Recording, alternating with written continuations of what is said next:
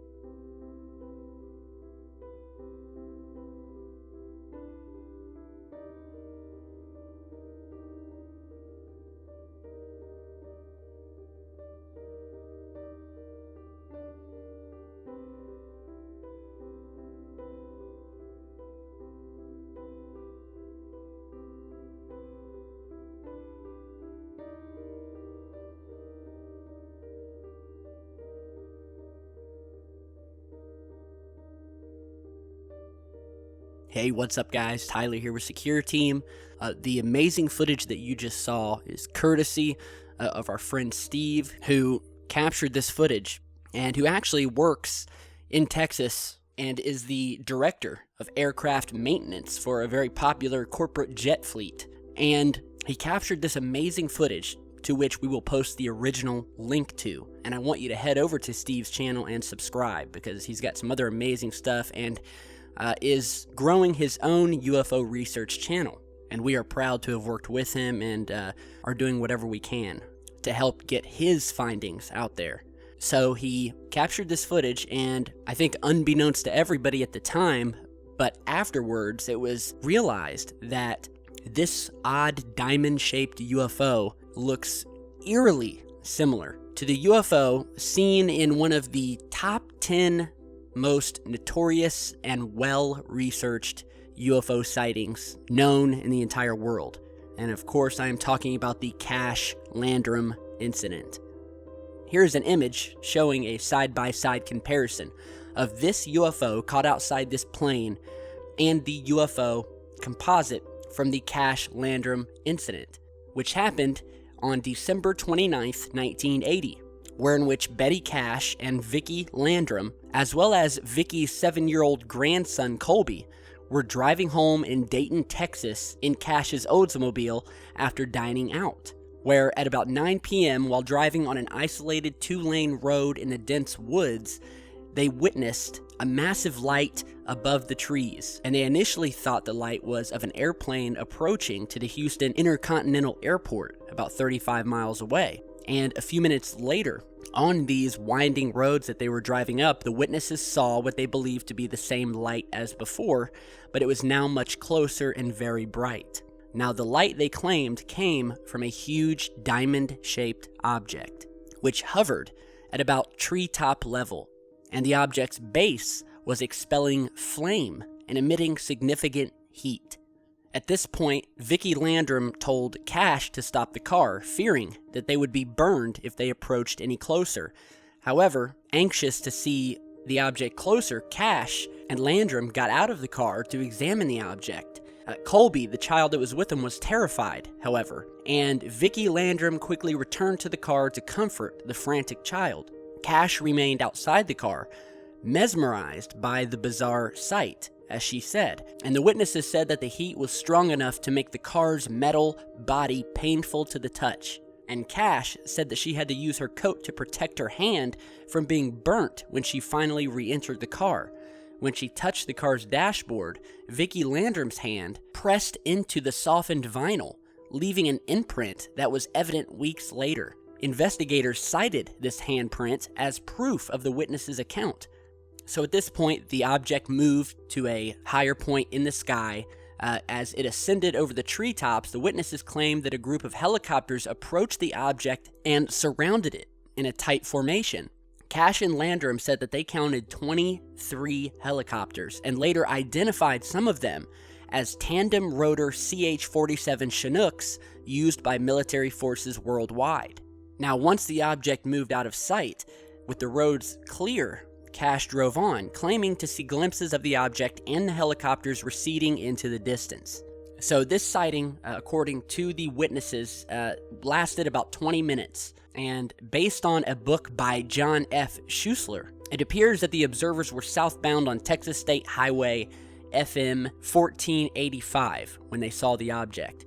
And what you're seeing here are actual burn marks on the hands of the witnesses. After this happened, there were widespread news reports about it. You can see here there are burn marks on the heads of the witnesses where there's hair missing, burn marks on the hands, and on various parts of their bodies. Now, after that UFO sighting happened, Cash took Landrum's home and then retired herself for the evening, and then that night they had all experienced similar symptoms, ranging from nausea, vomiting, diarrhea, generalized weakness, and a burning sensation in their eyes. And feeling as though they had suffered sunburns. And over the next few days, the symptoms worsened, with blisters appearing on their skin, to the point where they were admitted to the emergency room on January 3rd, 1981, and especially Mrs. Cash, who received the worst of it, and was quoted by one of the doctors at the hospital as saying that she could not walk and had lost large patches of skin and clumps of hair. She was released after 12 days, and her condition was not much better, and she actually later returned to the hospital again for another 15 days. Now, as a final note, a radiologist who examined the witnesses' medical records stated that we have strong evidence, and I quote, that these patients have suffered secondary damage to ionizing radiation, and it is also possible that there was an infrared or ultraviolet component as well. Now, I will let you read up more on this investigation, but again, this UFO sighting, and I will quote a well-known UFO researcher, is perhaps one of the most baffling and frustrating cases of modern times, and that it's shrouded in a maze of dead ends, denials, and even official deviousness by the government and military. So, Mrs. Betty Cash lived on, never changed her story, and died at the age of 71 in 1998, exactly 18 years after this close encounter. Vicki Landrum died on September 12, 2007, 7 days before her 84th birthday. So it's a very enigmatic sighting, and you look at the depictions of that diamond UFO, and compare them to this new sighting caught outside this plane provided to us by our friend Steve, who does this for a living and who knows what these objects are and aren't. I mean, he's got a pretty good eye, obviously. So, yeah, it's amazing, and there's no doubt in my mind that this UFO here looks identical to the one reported in the Cache Landrum incident. So, again, big thanks to the source for allowing us to show this footage to you guys. It's amazing. Let me know what you guys think. Be sure to like, share, and subscribe on your way out. We have a lot more that we're going to be posting on in the next couple of days, so be sure to stay tuned. Follow us on Facebook and Twitter. And yeah, thanks for watching. Stay safe, guys.